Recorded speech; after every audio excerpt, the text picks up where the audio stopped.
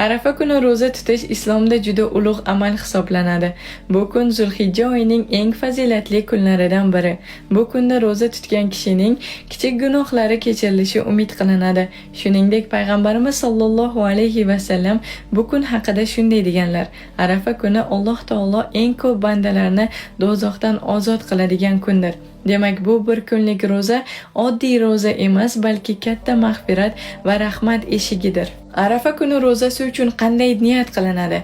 Arafa kuni ro'zasiga niyat qilishda qalbdan niyat qilish kerak ekan. Saharlikda: Ey Alloh, men bugun Arafa kuni ro'zasini sening roziliging uchun tutishga niyat qildim. Nawaitu sawma yawmi arafata lillahi ta'ala.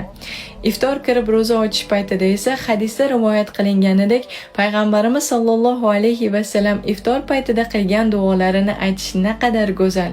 Zahaba zama wabtalatul uruq va sabbat